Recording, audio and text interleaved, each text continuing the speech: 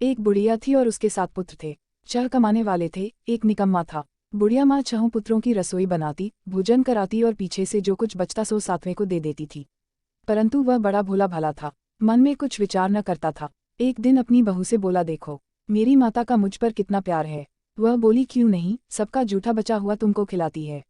वह बोला, भला ऐसा भी कहीं हो सकता है?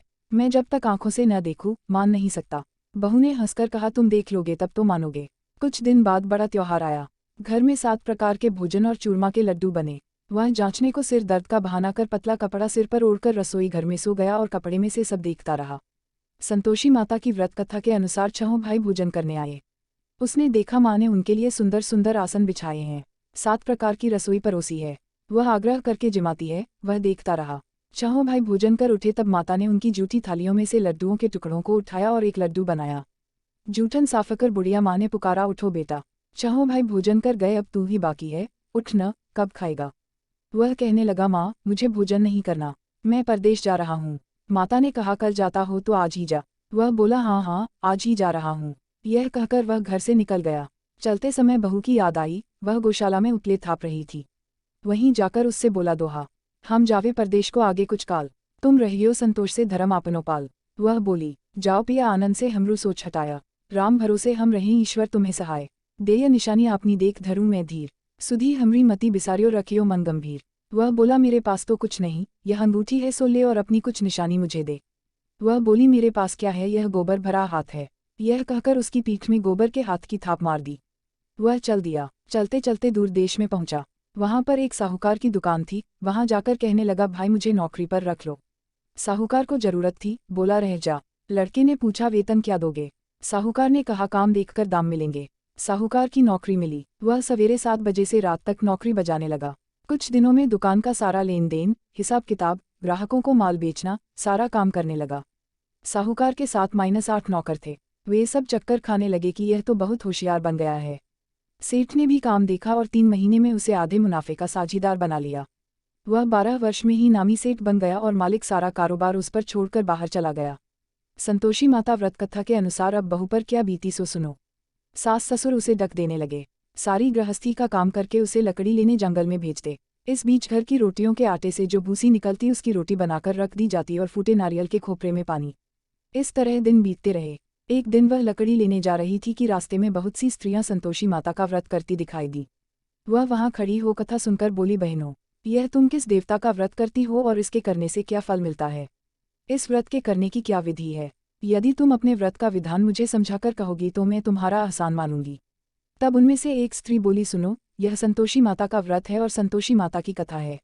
इसके करने से निर्धनता, दरिद्रता का नाश होता है, लक्ष्मी आती है, मन की चिंताएं दूर होती हैं, घर में सुख होने से मन को प्रसन्नता और शांति मिलती है, निपुत्र को पुत्र मिलता है, प्रीतम बाहर गया हो तो जल्दी आवे, कुंवारी कन्या को मनपसंद वर मिले, राजद्वारे में बहुत दिनों से मुकदमा चलता हो तो खत्म हो जावे, सब तरह सुख शांति हो, घर में धन जमा हो, पैसा जायदाद का लाभ हो, रोग दूर हो जावे तथा और जो कुछ मन में कामना हो वे सब इस संतोषी माता की कृपा से पूरी हो जावे, इसमें संदेह नहीं। वह पूछने लगी, यह व्रत कैसे किया जावे, यह भी बताओ तो बड़ी कृपा होगी। स्त्री कहने लगी, 1.25 रुपये का गुड़ चना लेना, इच्छा हो तो 5.25 रुपये का लेना या 11.25 रुपये का भी सहूलियत अनुसार लेना, बिना परेशानी, श्रद्धा और प्रेम से जितना बन सके लेना। 1.25 रुपये से 5.25 रुपये तथा इससे भी ज्यादा शक्ति और भक्ति अनुसार लें। हर शुक्रवार को निराहार रह, संतोषी माँ की कथा कहना सुनना, इसके बीच क्रम टूटे नहीं, लगातार नियम पालन करना, सुनने वाला कोई न मिले तो घी का दीपक जला, उसके आगे जल के पात्र को रख कथा कहना, परंतु नियम न टूटे। जब तक कार्य सिद्ध न हो, नियम पालन करना और कार्य सिद्ध हो जाने पर ही व्रत का उद्यापन करना। 3 मास में माता फल पूरा करती है। यदि किसी के खोटे ग्रह हों तो भी माता 1 वर्ष में अवश्य कार्य को सिद्ध करती हैं। कार्य सिद्ध होने पर ही उद्यापन करना चाहिए, बीच में नहीं। उद्यापन में 2.5 सेर आटे का खाजा तथा इसी परिमाण से खीर तथा चने का साग करना। 8 लड़कों को भोजन कराना, जहां तक मिले देवर जेठ भाई बंधु कुटुंब के लड़के लेना, न मिले तो रिश्तेदारों और पड़ोसियों के लड़के बुलाना, उन्हें भोजन कराना, यथाशक्ति दक्षिणा दे माता का नियम पूरा करना। उस दिन घर में कोई खटाई न खावे।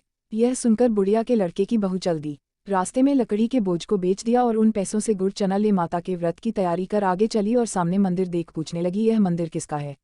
सब कहने लगे, संतोषी माता का मंदिर है। यह सुन माता के मंदिर में जा माता के चरणों में लौटने लगी। दीन होकर विनती करने लगी, माँ मैं निपट मूर्ख हूँ, व्रत के नियम कुछ नहीं जानती। मैं बहुत दुखी हूँ। हे माता जगजननी, मेरा डक दूर कर, मैं तेरी शरण में हूँ। माता को दया आई। एक शुक्रवार बीता कि दूसरे शुक्रवार को ही इसके पति का पत्र आया और तीसरे को उसका भेजा हुआ पैसा भी आ पहुंचा। यह देख जेठानी मुंह सिकोड़ने लगी, इतने दिनों में पैसा आया, इसमें क्या बड़ाई है। लड़के ताने देने लगे, काकी के पास अब पत्र आने लगे, रुपया आने लगा, अब तो काकी की खातिर बढ़ेगी, अब तो काकी बुलाने से भी नहीं बोलेगी। बेचारी सरलता से कहती, भैया पत्र आवे रुपया आवे तो हम सबके लिए अच्छा है।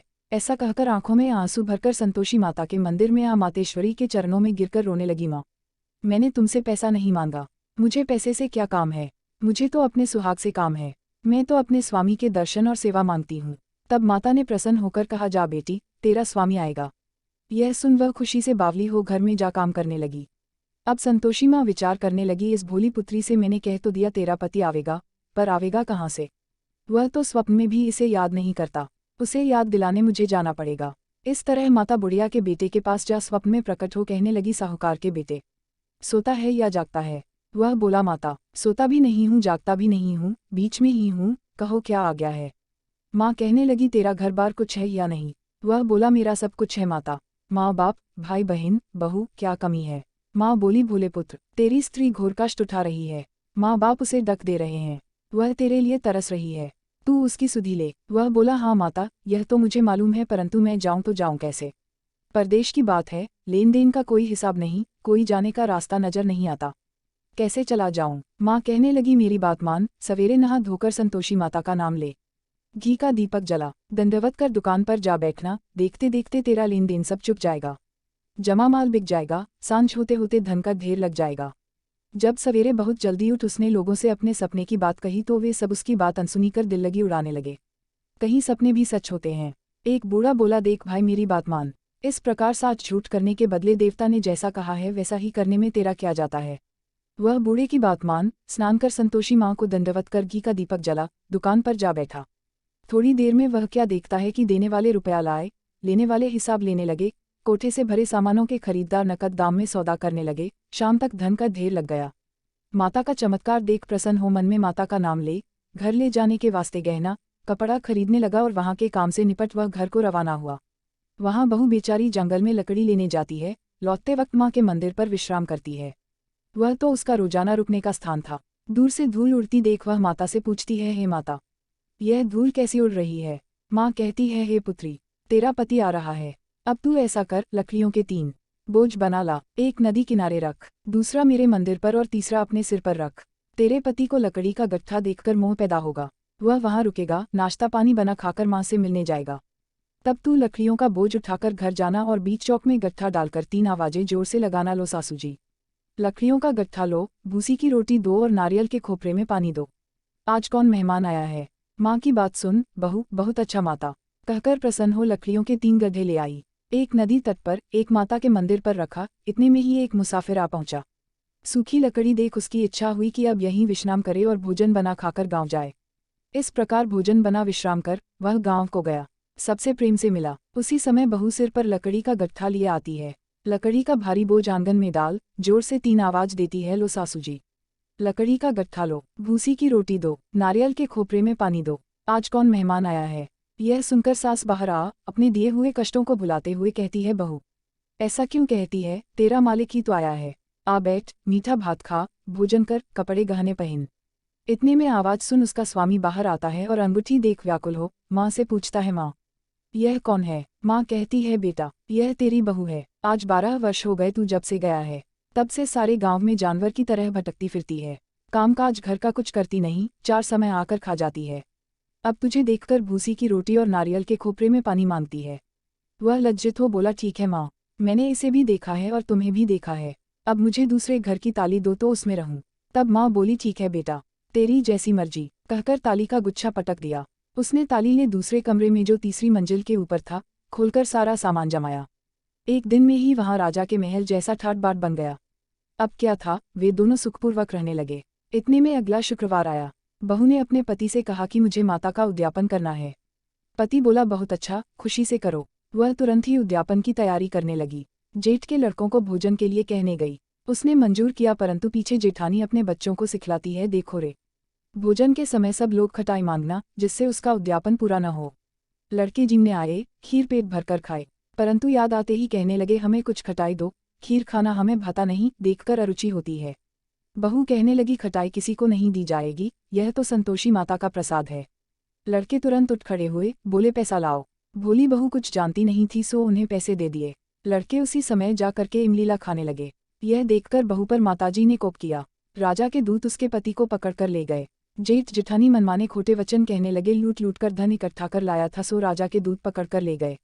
अब सब मालूम पड़ जाएगा जब जेल की हवा खाएगा। बहू से यह वचन सहन नहीं हुए, रोती रोती माता के मंदिर में गई। हे माता, तुमने यह क्या किया? हंसाकर अब क्यों रुलाने लगी? माता बोली, पुत्री, तूने उद्यापन करके मेरा व्रत भंग किया है, इतनी जल्दी सब बातें भुला दी। वह कहने लगी, माता भूली तो नहीं हूँ, न कुछ अपराध किया है, मुझे तो लड़कों ने भूल में डाल दिया। मैंने भूल से उन्हें पैसे दे दिए, मुझे क्षमा कर दो माँ। माँ बोली, ऐसी भी कहीं भूल होती है। वह बोली, माँ मुझे माफ़ कर दो, मैं फिर तुम्हारा उद्यापन करूँगी। माँ बोली, अब भूल मत करना। वह बोली, अब न होगी। माँ अब बतलाओ वह कैसे आवेंगे? माँ बोली, जा पुत्री, तेरा पति तुझे रास्ते में ही आता मिलेगा। वह घर को चली, राह में पति आता मिला। उसने पूछा, तुम कहाँ गए थे? तब वह कहने लगा, इतना धन कमाया है, उसका कर राजा ने मांगा था, वह भरने गया था। वह प्रसन्न हो बोली, भला हुआ, अब घर चलो। कुछ दिन बाद फिर शुक्रवार आया। वह बोली, मुझे माता का उद्यापन करना है। पति ने कहा, करो। वह फिर जेठ के लड़कों से भोजन को कहने गई। जेठानी ने तो एक दो बातें सुनाए और लड़कों को सिखा दिया कि तुम पहले ही खटाई मांगना। लड़के कहने जगे, हमें खीर खाना नहीं भाता, जी बिगड़ता है, कुछ खटाई खाने को देना। वह बोली, खटाई खाने को नहीं मिलेगी, आना हो तो आओ। वह ब्राह्मणों के लड़केला भोजन कराने लगी। यथाशक्ति दक्षिणा की जगह एक एक फल उन्हें दिया। इससे संतोषी माता प्रसन्न हुई। माता की कृपा होते ही 9वें मास उसको चंद्रमा के समान सुंदर पुत्र प्राप्त हुआ। पुत्र को लेकर प्रतिदिन माताजी के मंदिर में जाने लगी। माँ ने सोचा कि यह रोज आती है, आज क्यों न मैं ही इसके घर चलूं, इसका आसरा देखूं तो सही। यह विचार कर माता ने भयानक रूप बनाया। गुड़ और चने से सना मुख, ऊपर सूंड के समान होंठ, उस पर मक्खियां भिन भिना रही थीं। दहलीज में पांव रखते ही उसकी सास चिल्लाई, देखो रे, कोई चुड़ैल डाकिन चली आ रही है, लड़कों इसे भगाओ, नहीं तो किसी को खा जाएगी। लड़के डरने लगे और चिल्लाकर खिड़की बंद करने लगे। बहू रोशनदान में से देख रही थी। प्रसन्नता से पगली होकर चिल्लाने लगी, आज मेरी माताजी मेरे घर आई हैं। यह कहकर बच्चे को दूध पिलाने से हटाती है। इतने में सास का क्रोध फूट पड़ा। बोली, रांड, इसे देखकर कैसी उतावली हुई है जो बच्चे को पटक दिया। इतने में माँ के प्रताप से जहाँ देखो वहीं लड़के ही लड़के नजर आने लगे। वह बोली, माँ जी, मैं जिनका व्रत करती हूँ यह वही संतोषी माता है। इतना कह झट से सारे घर के किवाड़ खोल देती है। सबने माता के चरण पकड़ लिए और विनती कर कहने लगे, हे माता, हम मूर्ख हैं, हम अज्ञानी हैं, पापी हैं। तुम्हारे व्रत की विधि हम नहीं जानते, तुम्हारा व्रत भंगकर हमने बहुत बड़ा अपराध किया है। हे माता, आप हमारा अपराध क्षमा करो। इस प्रकार माता प्रसन्न हुई। माता ने बहू को जैसा फल दिया वैसा सबको दे, जो पड़े उसका मनोरथ पूर्ण हो। बोलो संतोषी माता की जय।